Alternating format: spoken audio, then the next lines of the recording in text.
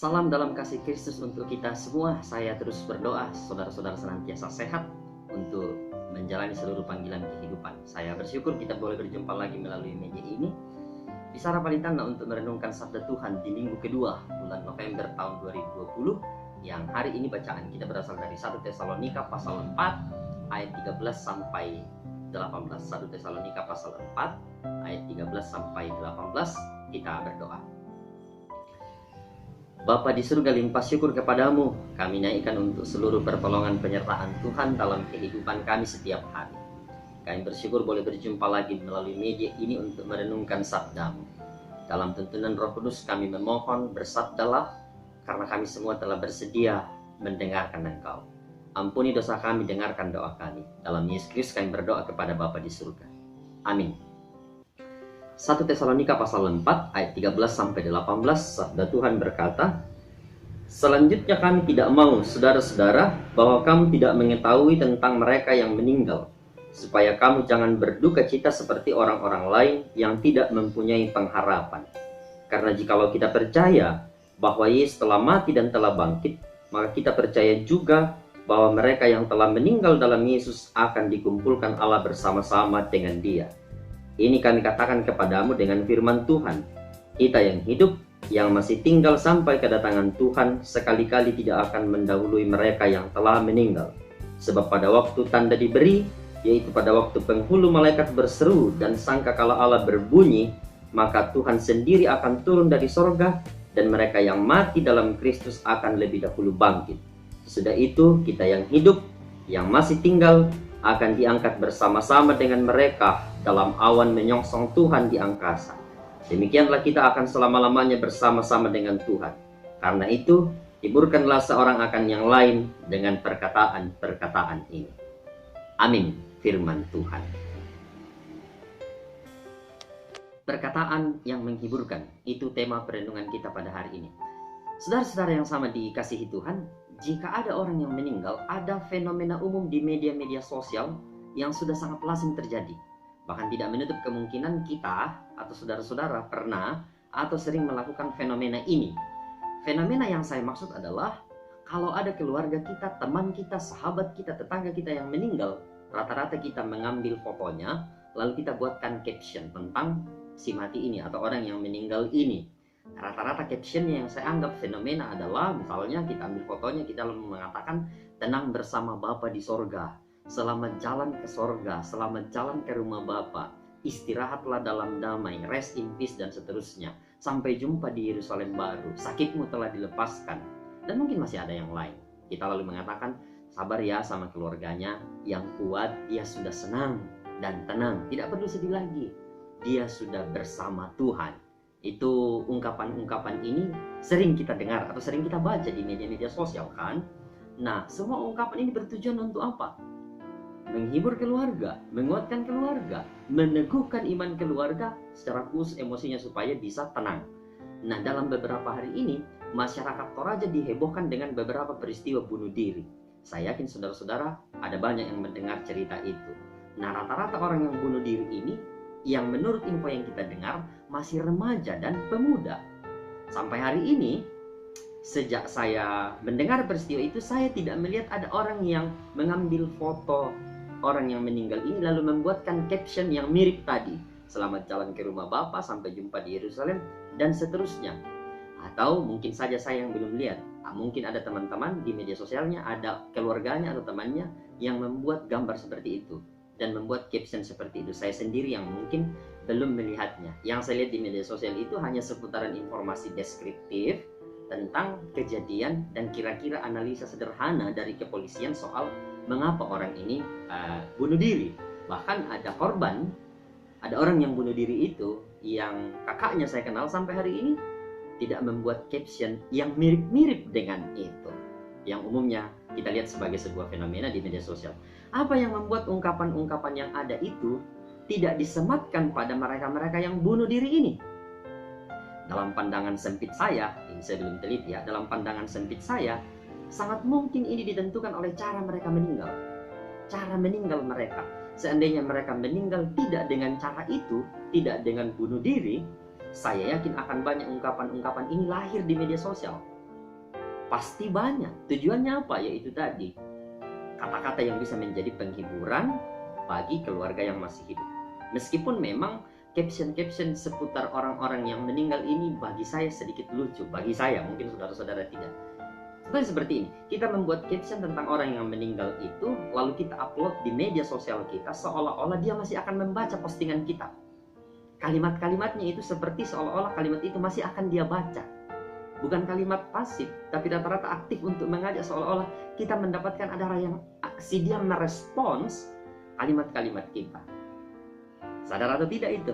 Kalimat-kalimat yang kita jadikan caption itu kadang-kadang kalimat yang seolah-olah masih berbicara ke dia, dan kita ungkapkan di media sosial seolah-olah dia masih akan berselancar di media sosial itu, caption-caption kita itu. Coba ya, kalau misalnya kita ucapkan selamat hari lahir, selamat merayakan pernikahan atau apa, maka ketika kita mengucapkan kalimat itu kan selamat, maka orang yang kita ucapkan selamat akan memberi respons, entah melalui like, komen, dan seterusnya kan, seperti itu. Nah, jika misalnya kita katakan sama orang yang meninggal, kita ambil fotonya lalu kita katakan selamat jalan, kan sama-sama ingin mendapatkan respons kan? Itu yang saya maksud tadi. Kadang-kadang caption yang kita buat itu agak lucu sih, agak unik menurut saya. Nah, bayangkan jika kita katakan selamat jalan kawanku, selamat jalan nenekku, selamat jalan ibuku dan ayahku, dan seterusnya misalnya.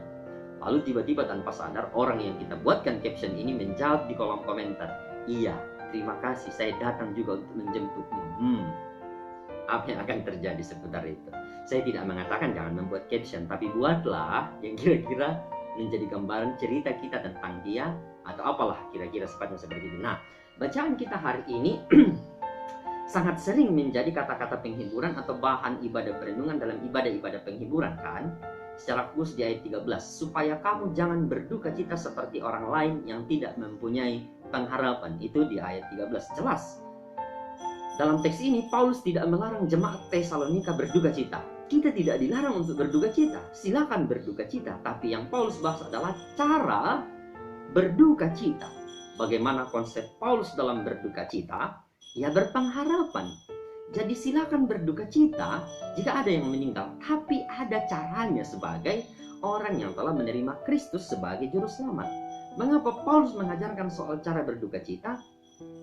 Paling sedikit yang bisa kita temukan adalah pada masa itu ada pemahaman yang berkembang dari dunia sekitar mereka. Jika seseorang itu telah meninggal, maka selesailah seluruh kehidupannya. Dengan kata lain, kematian di masa itu dengan berbagai pengajaran dari dunia sekitar mereka dipandang sebagai sesuatu yang sia-sia, sebagai sampah dan menakutkan. Bayangkan itu, karena kematian itu sampah, artinya ya dia dibuang, kan tidak ada lagi gunanya kalau orang sudah meninggal. Pemahaman-pemahaman dari dunia sekitar mereka menakutkan dan sia-sia. Mati itu dianggap sebagai akhir dari seluruhnya, akhir dari seluruhnya. Karena itu mereka yang meninggal sebelum Yesus datang bagi jemaat Tesalonika itu dianggap kasihan, sia-sia, dan sampah. Karena mereka tidak akan menerima apa yang Yesus janjikan. Jadi mereka kemudian berharap tidak meninggal sebelum Yesus datang kembali. Atas dasar inilah mereka disebut Paulus tidak seperti itu dan tidak berpengharapan. Kamu tidak berpengharapan dalam kematian kalau kamu memahami duka cita seperti itu. Paulus ingin katakan, itu salah jika kamu memahami orang yang meninggal sebelum Yesus datang, tapi sudah percaya kepada Yesus, itu nasibnya kasihan. Tidak seperti itu. Makanya Paulus tegaskan dalam ayat 14, jikalau kita percaya, if we believe to Jesus, Yesus telah mati dan bangkit, maka kita percaya juga bahwa mereka yang telah meninggal dalam Yesus akan dikumpulkan Allah bersama-sama dengan Dia. Jadi kematian bukanlah akhir, bukanlah sampah, bukan sesuatu yang sia-sia. Karena kalau meninggal di dalam percaya kepada Kristus akan diambil oleh Allah bersama-sama dengan Dia. Jadi apakah kita meninggal sebelum Yesus datang kembali atau tidak, itu tidak soal. Yang soal adalah apakah kita percaya pada kematian dan kebangkitannya. Makanya Paulus menjelaskan perinciannya dalam ayat 15-17 dalam bacaan kita kan. Mereka yang dulu mati, yang telah mati lebih dahulu akan dibangkitkan dan kemudian akan bersama-sama dengan yang hidup menyambut Tuhan di awan-awan. Perhatikan, tiketnya adalah percaya pada kematian dan kebangkitannya untuk menyambut Tuhan di awan-awan. Itu saja tiketnya ketika Tuhan datang kembali. Nah, ini menjadi hal penting untuk kita pahami secara baik dan sedikit mendalam. Mengapa? Karena ini terkait dengan pemahaman iman kita yang secara prinsip mestinya kita pahami secara bersama-sama. Melalui teks ini ada dua hal yang sedikit berbeda dengan tema yang saya ingin nyatakan. Pertama, mari kita perhatikan dari ayatnya yang ke-13 sampai ayatnya yang ke-15. Jika kita memperhatikan kata meninggal dalam ayat 13 dan 15 yang digunakan untuk manusia, itu ternyata memiliki kata yang berbeda ketika yang digunakan dalam ayat 14 itu menunjuk kepada Yesus. Yang digunakan ketika bicara soal Yesus justru mati. Jadi ketika ayat 13 bicara soal meninggal, yang bicara soal kemanusiaan yang digunakan kata meninggal untuk manusia. Sedangkan Yesus dalam ayat 14 menggunakan kata mati. Itu kan berbeda, meninggal untuk manusia dan mati untuk Yesus. Dalam bahasa Indonesia kan dua kata ini memiliki makna yang sama, hanya penggunaannya yang berbeda. Kita paham itu. Saya baca sekali lagi ya ayatnya. Selanjutnya kami tidak mau saudara-saudara bahwa kamu tidak mengetahui tentang mereka yang meninggal, supaya kamu jangan berduka cita. Lalu ayat 15, ini kami katakan kepadamu dengan firman Tuhan, kita yang hidup yang masih tinggal sampai kedatangan Tuhan, sekali-kali tidak akan mendahului mereka yang telah meninggal. Itu ayat 13 dan 15. Sedangkan untuk ayat 14 yang merujuk pada Yesus, karena jikalau kita percaya bahwa Yesus telah mati dan telah bangkit. Beda kan? LAI, Lembaga Alkitab Indonesia, menurut saya memang dengan sengaja menggunakan kata yang berbeda dalam teks ini. Karena memang dalam teks asli memang berbeda juga. Dalam ayat 13, meninggal itu dalam bahasa Yunani menggunakan kata koimomenon. Sedangkan dalam ayat 15 menggunakan kata koimotentas, yang akar katanya sama. Apa itu? Koimao, yang arti pertama dan utama dari kata meninggal dalam kedua ayat itu adalah tidur atau tertidur. Bayangkan. Jadi meninggal dalam terjemahan asli dalam kedua ayat itu 13 dan 15 menggunakan dari akar kata koimao yang arti utama dan pertama dari kata itu adalah tidur atau tertidur. Dalam terjemahan Alkitab Inggris pun dengan banyak versinya makna yang sama yang diungkapkan dalam teks-teks ayat itu, sleep, fallen sleep, slept, being sleep, dan bukan die. Itu. Sedangkan di ayat 14 kata mati untuk menunjuk kepada Yesus itu dalam bahasa Yunani menggunakan kata apetanen, yang akar katanya adalah apotnesko, yang artinya memang mati, yang artinya memang die tadi. Ini tentu bahasa figuratif dari Paulus. Orang yang mati dalam Kristus itu adalah orang yang sementara dalam tanda kutip tidur, menunggu dalam tanda kutip dibangunkan oleh Yesus pada saat kedatangannya kembali. Dalam ayatnya yang ke-16 ini tidak berarti orang yang tidur dalam teks ini masih punya kesadarannya. Tidak seperti itu, hati-hati. Dan ingat, tidur dalam arti koimao ini yang bisa membangunkannya hanya Yesus saja. Kita tidak bisa. Jadi jangan sampai setelah mendengar renungan ini, oh ternyata tidur untuk manusia itu menggunakan kata koimao artinya tidur. Ayo mari kita pergi bangunkan di kuburan. Bukan orang yang di kuburan itu yang bangun, tapi tetangga-tetangga kita. Dan sekali lagi saya tegaskan, meskipun koimao ini dalam arti tidur, yang bisa membangunkan koimao ini, tidur ini, bukan kita. Hanya satu pribadi yang bisa. Siapa itu? Only Jesus Christ. Hanya dia yang bisa membangunkan situasi seperti itu. Kita tidak bisa. Itu yang menjadi sebuah ketegasan. Namanya tidur kan, ya akan bangun. Nah ini poinnya soal berduka cita yang berpengharapan yang Paulus maksud.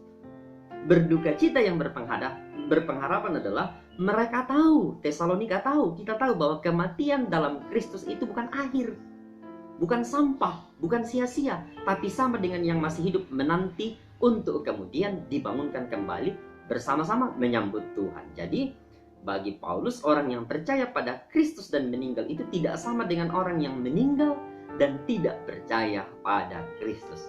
Itu kekuatan dan kata yang mestinya menghibur kita semua. Jika kita mati dalam iman pada Kristus, bagaimanapun cara mati kita, tapi ujung kematian kita tidak akan pernah sama. Ini kata penghiburan yang hebat kan? Sekarang diperhatikan dengan baik ayatnya yang ke-16 ya. Sebab pada waktu tanda diberi, yaitu pada waktu penghulu malaikat berseru dan sangkakala Allah berbunyi, maka Tuhan sendiri akan turun dari sorga dan mereka yang mati dalam Kristus akan lebih dahulu bangkit. Perhatikan itu. maka Tuhan sendiri akan turun dari sorga dan mereka yang mati dalam Kristus akan lebih dahulu bangkit. Saya sengaja mengkapitalkan bagian kedua dari ayat 16 ini karena itu poin utama kedua yang ingin saya sampaikan melalui perenungan kita hari ini. Saya sudah katakan tadi agak sedikit berbeda dengan arahan tema. Jika kita berkaca pada teks ini secara khusus, misalnya ayat 16 yang saya kapitalkan tadi yang kita baca melalui video ini, maka caption kita selama ini, jika ada keluarga yang meninggal, mesti kita review lagi. Selamat jalan ke sorga, selamat jalan ke rumah Bapa, mesti kita review lagi berdasarkan teks ini, kacamata teks ini. Dan tentu ada penjelasan lainnya nanti. Sederhananya begini, jika kita mengatakan selamat jalan ke sorga, kita memahami jika orang yang meninggal itu ternyata telah ada di sorga, kan? Selamat jalan ke rumah Bapa, berarti kita memahami orang itu telah ada di rumah Bapa, kan? Selamat jalan ke pangkuan Bapa pun dengan ungkapan yang lain-lain yang sejenis dengan itu. Jika merujuk pada teks kita hari ini, ternyata tidaklah demikian, saudara-saudara. Ini penegasan. Orang yang meninggal dalam Kristus itu, yang koimuai tadi itu, belum ke sorga. Karena nanti di akhir zaman, dibangkitkan lebih dahulu untuk menyongsong Tuhan dalam awan-awan, dalam ayatnya yang ke-17. Jadi orang yang meninggal berdasarkan bacaan kita ternyata nanti di akhir zaman baru dibangkitkan. Tidak mungkin kan di sorga lalu dia mau dibangkitkan? Tidak mungkin itu toh. Tapi ada di tempat di dunia orang mati, Tuhan datang, maka orang yang percaya kepada Kristus dibangkitkan lebih dahulu, lalu diangkat bersama-sama untuk menyambut Tuhan di awan-awan. Poin ini sangat sejajar dengan pengakuan iman rasuli pada bagian kedua soal Yesus yang bangkit pada hari ketiga dari antara orang mati, naik ke sorga, duduk di sebelah kanan Allah Bapa, dan akan datang dari sana untuk menghakimi orang yang hidup dan yang mati. Bayangkan, Yesus naik ke sorga, duduk di sebelah kanan Allah Bapa, dan akan datang dari sorga menghakimi orang yang hidup dan yang mati. Artinya menurut pengakuan iman rasuli, penghakiman kepada orang mati itu tidak di sorga, karena Yesus akan datang dari sorga untuk menghakimi orang hidup dan yang mati. Penghakiman itu di mana? Di dunia orang hidup dan di dunia orang mati. Itu jelas, kan begitu. Akan datang dari sana. Berdasarkan ini juga, maka dunia orang mati bukan di sorga. Prinsipnya, kita jangan menghilangkan sisi penghakiman dari Allah dalam hidup. Itu ada dan jelas dalam ajaran kita. Tidak boleh kita patahkan hal itu. Kita tambah lagi. Saya tambah lagi bagian ketiga dengan rumusan pengakuan iman Gereja Toraja dari bab 4 ayat 6 soal penebusan. Di situ dikatakan Yesus Kristus telah bangkit dari antara orang mati. Kemenangan dan kebangkitannya adalah jaminan pembenaran kita di hadapan Allah dan jaminan kebangkitan kita di akhir zaman. Ini persis sama dengan yang dikatakan Paulus, pengakuan iman rasuli, bahwa Yesus yang mati itu, yang telah bangkit itu menjadi jaminan bagi kita, menjadi jalan, menjadi satu-satunya cara untuk kemudian berdiri di hadapan Allah dan hidup bersama dengan Allah di akhir zaman. Ini kan jelas. Orang yang meninggal pun begitu. Ini kan jelas, masa di sorga kita mau dibangkitkan lagi? Kan tidak. Justru karena kita masih di bumi, justru karena kita di dunia orang mati, maka semua orang itu akan dibangkitkan oleh Kristus, oleh Tuhan melalui Kristus. Tidak mungkin kan kita di sorga baru kita mau kemudian dibangkitkan lagi. Tidak mungkin itu. Masa dimasukkan ke sorga dulu, dititip dulu di surga ketika baru meninggal, lalu pada saat Tuhan akan datang dikirim lagi tuh ke dunia, baru dibangkitkan lagi. Kan gak mungkin seperti itu. Jadi sekali lagi, ayo mari kita revisi lagi, review lagi ketika kita selalu mengatakan selamat jalan ke sorga. Enggak, saudara. Kalau saudara-saudara bertanya, kalau tidak di sorga orang yang baru meninggal, di mana? Pengakuan iman Gereja Toraja menjawab, itu ada dalam kuasa Tuhan. Tapi belum di sorga. Belum, bukan. Bahwa dia ada dalam kuasa Tuhan, nanti di akhir zaman kita dihakimi, baru kemudian dipulihkanlah dunia ini. Itu hal yang sama ditambah dalam bab 8 ayat 1-3 soal pengakuan iman Gereja Toraja, topik zaman akhir. Di sana lebih rinci lagi apa yang akan terjadi di zaman akhir. Kristus menjadi hakim, baru kemudian pemulihan dan pembaruan dunia ini dilakukan.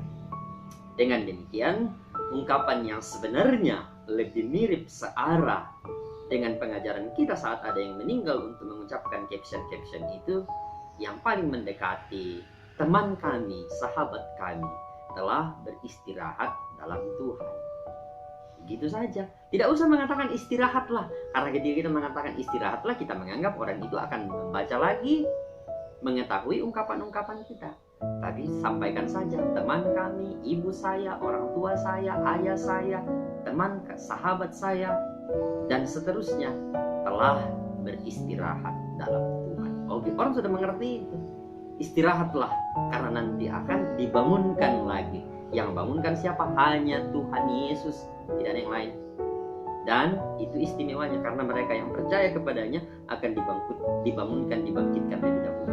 Nah, berdasarkan penggalian kita yang sederhana hari ini, maka jika kita bicara mengenai kata-kata yang menghiburkan, yang saya mau ketengahkan adalah kita bicara soal seluruh bahasa dari mulut kita diikat, diwarnai, diinspirasi, dinyatakan dalam kebenaran Tuhan.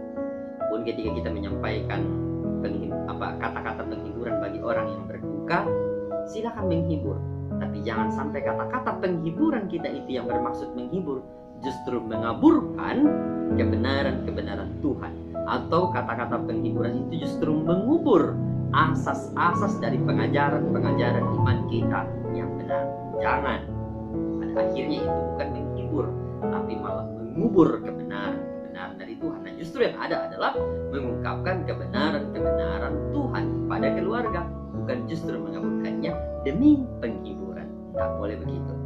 Atau secara praktis, jika kebenaran Tuhan menjadi ukuran dalam seluruh penggunaan kata-kata kita, maka kita tahu kata-kata kita itu tidak akan menjadi moncong senjata atau pedang untuk membabi buta dan melukai. Karena jika diikat dengan kebenaran Tuhan, setiap kata itu akan melalui filter yang hebat sebelum menjadi sebuah sapaan, teguran, simpati, atau penguatan. Amin. Firman Tuhan, Roh Kudus senantiasa bersamamu. Kita berdoa. Bapa di surga, kami bersyukur boleh melihat dan mengamati teks kitab suci hari ini dengan baik.